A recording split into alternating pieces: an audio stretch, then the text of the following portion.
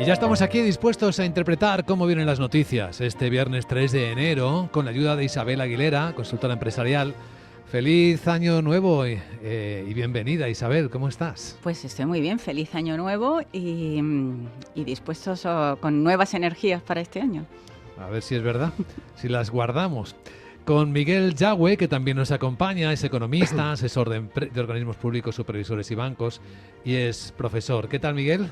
Muy buenos días, Luis Vicente. Feliz año, y cogemos el nuevo año, como reza el título de la melodía, Hope for the Best. Esperamos lo mejor. Qué bonito. Lo mejor. Y nos preparamos para lo peor. También, con el espíritu del Quijote, ¿no? Decía, Ay. podrán los encantadores quitarnos la aventura, pero el esfuerzo y el ánimo, imposible. Ese es el espíritu. Qué bien empezar con literatura el año. Podemos empezar con poesía, podemos empezar con drama, podemos empezar casi con cualquier cosa. Con la vida misma. ¿Dónde empieza el año ya trabajando Rubén García Quismondo, socio director de Coabla Abogados Economistas? ¿Dónde está Rubén? Buenos días. Buenos días, estoy en Nápoles, en el sur de Italia, y muy bien, feliz año para todos. Y me ha parecido muy bien la entrada que habéis tenido los dos, tanto Miguel como Isabel. Perfecta, ¿eh? Así se puede empezar el año desde cualquier lugar del mundo. ¿Quieres expresar un deseo, un temor? ¿Qué es lo que prefieres? ¿Un riesgo? Conociendo tu trabajo, quizás a lo mejor elijas eso. Bueno, pues a mí me gustaría que Europa mejorara en general, ¿no? Y que España también, y que la gente tenga mayores oportunidades vitales, y quizá que valoremos más el sistema democrático, ¿no? Y todas Bien. las ventajas que nos da. Muy bien, muy bonito deseo. Para empezar el viernes también tenemos un montón de cosas de actualidad que comentar. Yo les preguntaba a nuestros contertulios según entraban, ¿qué os interesa más de las noticias de hoy? Pues a Miguel le llamaba la atención cómo España se ha inventado un índice para limitar, vamos a llamarlo por su nombre, limitar la subida de los alquileres de viviendas. Isabel Aguilera decía, hoy, ¿habéis visto lo de Tesla? Lo de Tesla, bueno, lo que hemos visto de Tesla es que por primera vez desde el año 2011 ha vendido menos. Bueno, pero yo espero lo mejor, yo sí que espero lo mejor de Tesla. Este señor puede ser controvertido, puede ser muy peculiar, pero lo que ha hecho y el modelo de negocio de Tesla es muy peculiar, porque su modelo de negocio fue disrumpir el mercado de los coches por la parte de arriba. Es decir, los coches más dotados, más especiales, más caros, solo para los supermillonarios de California. Es verdad. Y después fue cuando ha ido queriendo tenerlo. Así que a mí esa competición de ha vendido menos unidades que no me parece que es lo suyo, no es su guerra. Entonces yo espero que su competencia sea por innovación, porque al final un Tesla no es más que un ordenador o un móvil con ruedas. Entonces yo espero que algo va a salir, algo va a hacer, porque él no puede entrar en vendo 5 coches más que el otro, o vendo 10 o vendo 50. Así que la pregunta debería ser, ¿Qué viene ahora? ¿vende más BYD que Tesla?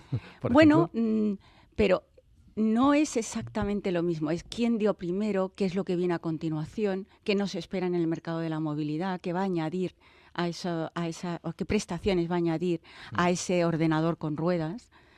No me extrañaría, no sé, al final, pues, ya que existen taxis voladores, pues me gustaría imaginar un coche plegable con la cantidad de falta de aparcamiento que hace, o de determinados materiales que no se abollaran, o que fuera compartimentable o por módulos, o que incluso tuviera otras prestaciones, no lo sé. Pero yo espero que su competencia sea, o su resurgir sea por innovación, no por yo ya vendo más que el otro.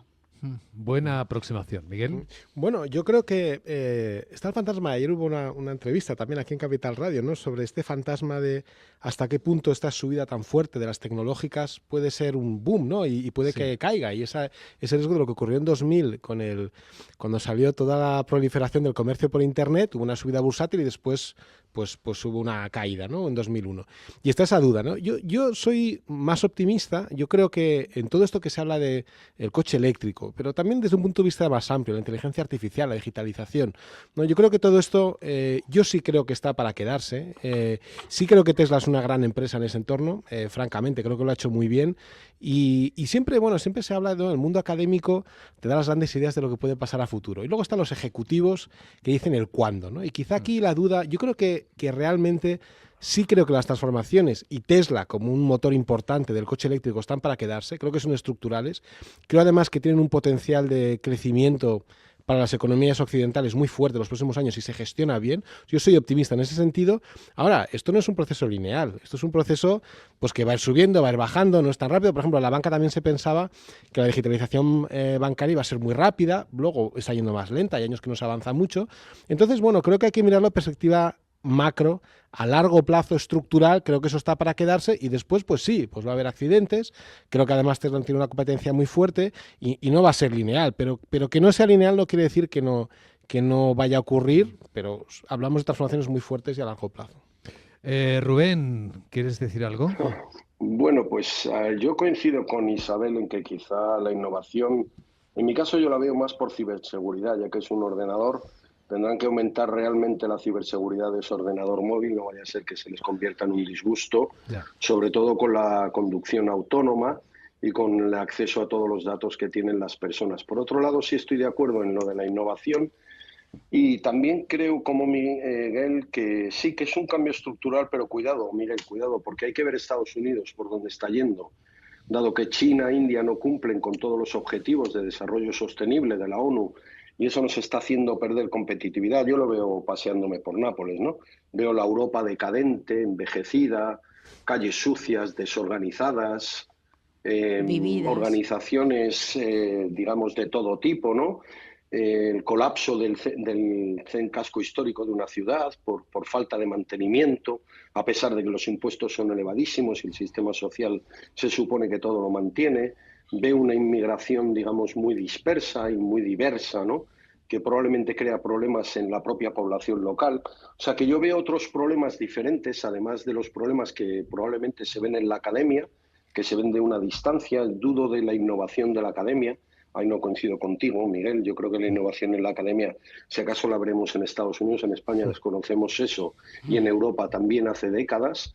Por lo tanto, la innovación se está dando más en el mundo académico. Yo coincido también con Isabel en que, a pesar de que Elon Musk pueda ser una persona personalmente pues, polémica o lo que se le quiera, es un gran innovador, es un gran emprendedor, es una persona que en todos los modelos de negocio que ha iniciado ha roto, es decir, PayPal rompió en su momento, Starlink está rompiendo, lo hizo también en Tesla, en X la ha destruido, reconstruido, como se le quiera llamar, a lo que antes se llamaba otra red social.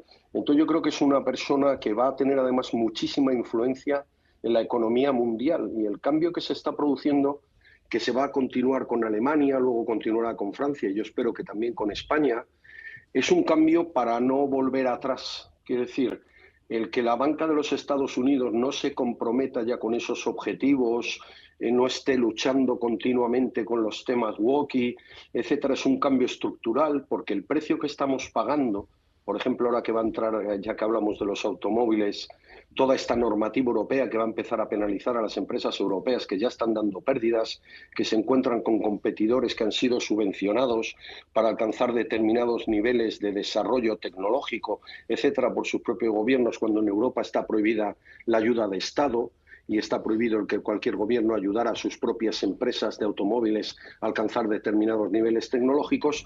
Todas esas contradicciones, que además se traducen en algo que es que lo que parece la persona, ¿no? Creo que lo decía alguien, un político, ahora que estaba oyendo en Capital Radio, ¿no? El hecho de que el presidente que sale diciendo no sé cuántos miles de empleos, la mitad de ellos probablemente creados por el sector público, ¿no?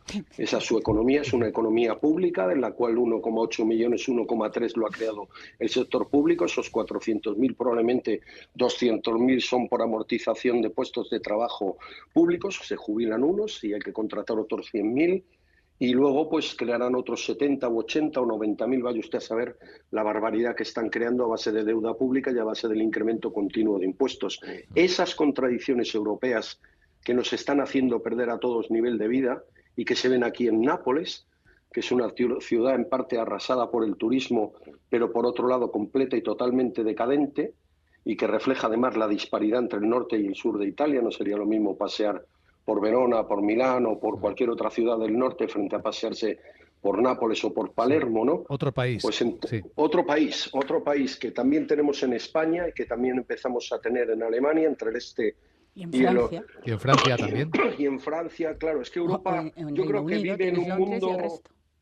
Claro, bueno, es que Londres está donde todo el mundo va de vacaciones y nadie se va a 10 kilómetros para entrar, sea en África, sea en Pakistán, o vaya usted a saber dónde uno entra, porque esa es la realidad de Londres, más allá del, digamos, del downtown, ¿no? El que visita todo el mundo, ¿no? Yo cuando voy a Londres, lógicamente, me muevo en el círculo de 2 millones, pero hay un círculo de 6 millones que lo rodea, que está constituido por realidades que parecen otros países, ¿no?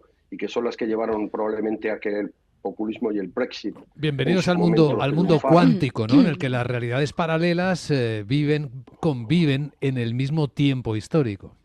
Y es lo que está pasando, Miguel. Bueno, yo sí quería decir, es que ha dicho Rubén tantas cosas muy interesantes con mucha carga de profundidad, que ahora me cuesta casi elegir los temas, pero sí algunos. Yo creo que en efecto estoy de acuerdo, ¿no? Con lo de China, los bancos, que entramos en una fase en la que el tema climático, que es un motor del coche eléctrico, pues va a estar un poco estabilizado. Pero yo lo considero coyuntural. Creo que esto va a ser una etapa de unos cuantos años.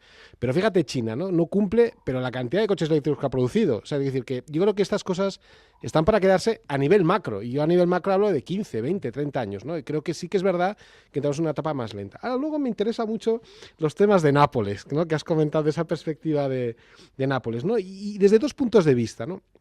Uno, cuando estamos hablando todo el día del endeudamiento, ¿no? Qué pesados, ¿no? Y luego viene Europa a darnos el tostonazo con la deuda, con lo bien que nos va y nos vienen a molestar con el déficit. Bueno, Italia es un caso muy claro. Italia se endeudó muchísimo. Italia lleva sufriendo déficit de infraestructuras durante muchos años. ¿Por qué? Porque tiene una deuda muy alta y no puede gastar más, ¿no? Entonces eso nos debería servir de lección donde decimos, hay que controlar el déficit, hay que controlar la deuda. Pues sí, hay que controlarla porque si no, si llegas a un punto de deuda muy alta, ya no puedes gastar más y cuando te hace falta seguir transformando tus infraestructuras, pues no tienes dinero, ¿no? Entonces esa es una de las ideas. Luego está la otra idea de Europa, ¿no? Europa, la pobre Europa, ¿no? La pobre Europa que no crece, que no innova, mientras que otros se dedican a innovar, España se dedica a regular. Europa es una amalgama de países con culturas diferentes que nunca se integrará. Europa tiene un estado del bienestar pesadísimo. Si todo eso es verdad, ¿no? Pero cuánto frío hace fuera de Europa, ¿no? También me gustaría decirlo, porque el Reino Unido, fíjate que es una economía grande, no estamos hablando de Liechtenstein, ¿no? Que es un país muy pequeño, pero el Reino Unido separado de Europa ha sufrido muchísimo, y eso que tiene buenas relaciones comerciales, es una potencia económica. Entonces yo creo que sí que es el momento, como decías al principio, Rubén, de relanzar Europa, ¿no? Y de esas transformaciones que decía el informe Draghi o el informe Letta, lanzarlas. Pero también a veces, yo creo que también desde un punto de vista de que Europa tiene un potencial enorme y tiene muchas posibilidades. Y desde luego fuera de Europa es difícil hoy en día vivir para una economía como la española con todos los defectos que tiene Europa. Isabel. Bueno, yo lo que creo es que estamos hablando de un puzzle con múltiples dimensiones. Y lo tenemos que manejar con la inteligencia natural, no con la inteligencia artificial, que ahí viene. Hombre, podría ayudar en esto. Pero debería, o sea, un reparto de presupuestos en función del corto, el medio y el largo, hecha por inteligencia artificial, sería a lo mejor bueno de comparar con lo que tenemos, quitándole intereses partidistas o cortoplacistas. Pero al final es cierto que en Europa hay intereses contradictorios. O sea, queremos mejorar la calidad de vida cuando hablas de calidad de vida y de trabajar menos horas para fomentar el ocio y demás, y la gente se coge un mini viaje a no sé dónde. Y no somos conscientes de que en ese viaje es más contaminante que cualquier otro de tal. Entonces, empieza el tema de decir, bueno, pues entonces vamos a poner que el combustible que usan los aviones sea SAF, sea menos contaminante y tal. Coste 4 veces el coste normal. Entonces, las compañías ya no pueden, ya no son competitivas con el resto de compañías mundiales. O sea, todo está conectado. Y escuchándote, Isabel, es que además si trabajan menos horas las personas, para dedicarse al ocio, el ocio también requiere horas de trabajo, ¿no? Y es caro, además. Y hacerlo a deshoras y estas cosas. Y entonces, bueno, pues es que son algunos de los objetivos que nos marcamos, como la vida misma, es contradictoria. Pero la humanidad avanza por la contradicción desde los tiempos de Heráclito y Parménides. O sea, que tendremos que convivir con esa diversidad, hablamos de diversidad, y cuando nos encontramos con que tenemos que luchar en muchos frentes, que unos perjudican a otros, que no podemos conseguir con una sola solución todos los objetivos que tenemos, pues nos tiramos de los pelos. Pues Pero es mirad, que esa es la vida. mirad una de las noticias de hoy, que habla de cómo somos los humanos, cómo cambiamos de opinión y a veces casi como un péndulo, ¿no? Sabéis que esta es la semana en la que en Estados Unidos están pasando muchísimas cosas. Una de ellas es que Morgan Stanley también se ha marchado de la alianza bancaria Net Zero. Lo hizo primero Citigroup, lo ha hecho después Bank of America y ahora Morgan Stanley también se va.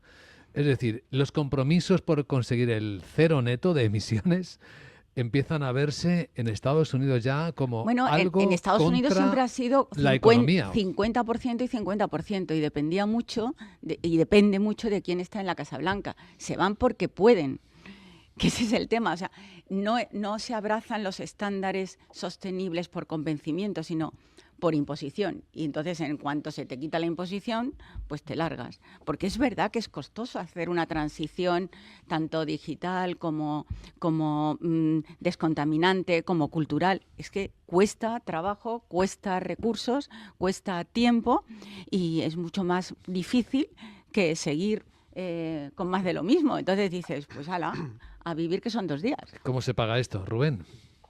Pues yo creo que voy a coger lo que decía Miguel. Estructuralmente, a 20, 30 años, efectivamente puede que el cambio se produzca, pero no es lo mismo que ese cambio lo adopte yo como decisión empresarial para vender más, para tener mejor imagen, para mejorar la satisfacción de mis clientes, que me venga impuesto por un conjunto de reguladores que yo voy a calificar casi de enloquecidos, ¿no? Que están destruyendo masivamente riqueza, desde puestos muy cómodos en los cuales cobran altísimos salarios, viven muy bien, trabajan muy poco, van poco por Bruselas, poco por Estrasburgo, pero opinan de todo, saben de todo, a pesar de que jamás han dirigido una empresa o una organización, la que sea. Me da completamente igual, y que además suelen ser, pues, los políticos repudiados en las propias economías nacionales de Europa, porque no se manda allí a los primeros espadas, sino a personas que o están al final de su vida profesional o simplemente no han tenido éxito en su propia carrera personal. Por ejemplo, lo que es las horas de trabajo ya están disminuyendo. No necesitamos que una ministra intervenga y nos venga contando. No le va a venir bien a la economía española la reducción de la jornada de trabajo, porque en la última encuesta, por ejemplo, voy a dar un dato de la EPA, el 12% de los trabajadores no estaba en su puesto de trabajo cuando se hizo la encuesta, sea por enfermedades profesionales, sea por bajas médicas o sea por accidentes de trabajo, por la razón que fuera. Pero el 12% en una empresa de 100 trabajadores, 12 no estaban. En una de 10, digamos que una semana no estaba uno, otra semana no estaba dos, ¿no? Vamos a decirlo así. Imaginaros el daño que eso le puede causar. Así que ya se trabaja menos, ya ha incrementado el coste de la seguridad social más de un 5%, aumenta la productividad por hora, pero baja el PIB por trabajador, lo cual es lo que percibe la población, además de todos estos cantos de sirena, fenómenos que nos dicen. Yo cuando oigo que España, un presidente compara no sé qué con Alemania, que tiene una tasa de desempleo del 3 y pico por ciento, que la tasa de desempleo juvenil es del 6 y pico por ciento. Es que es ridículo. O sea, pero vamos a ver, señor, usted tiene una renta per cápita que no llega ni al 40% de la que tiene Alemania, a pesar de todos sus problemas. Usted tiene una tasa de desempleo promedio que es casi 4 veces la que tienen ellos, y la juvenil 5 veces probablemente.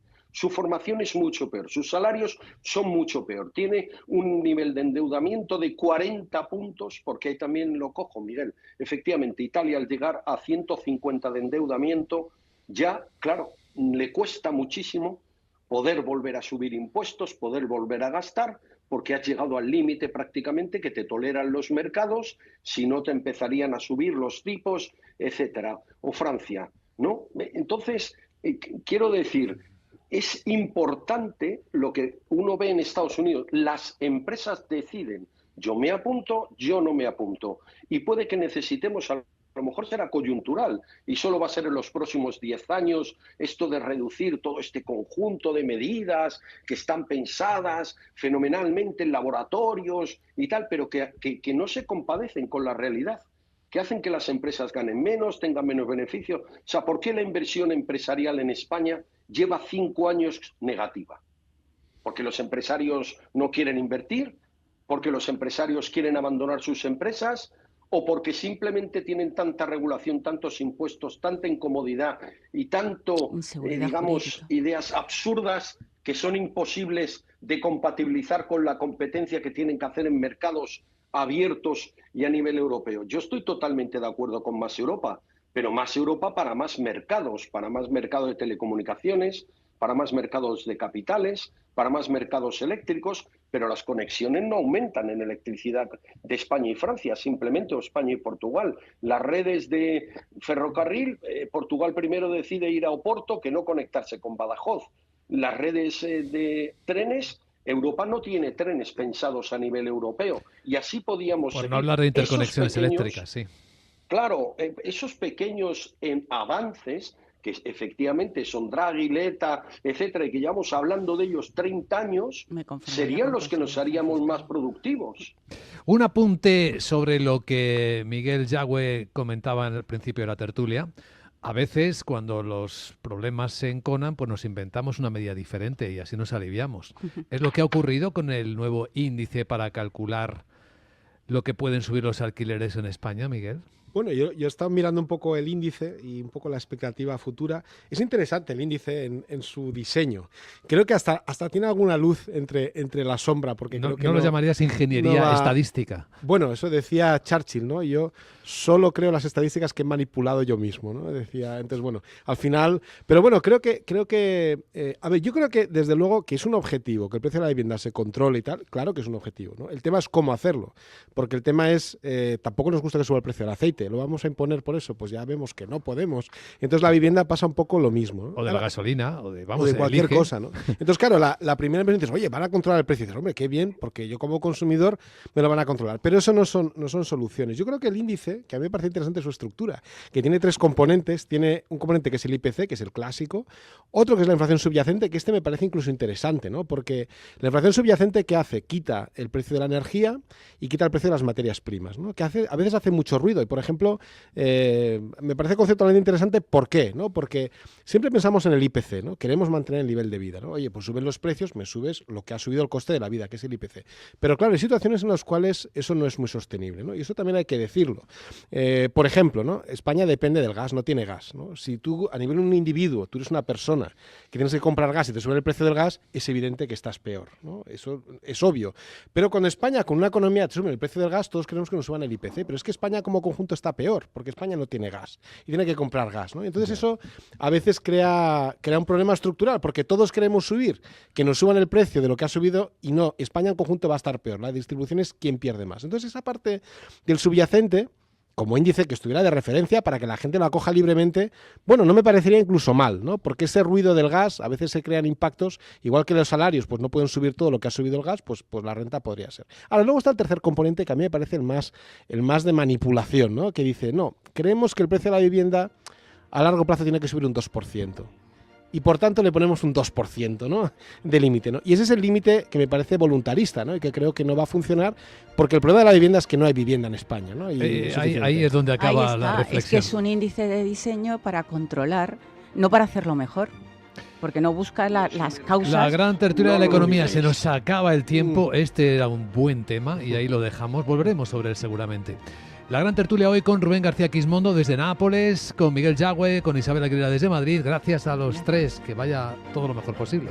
Gracias. Realmente, buenos días. Un saludo. Y buen año.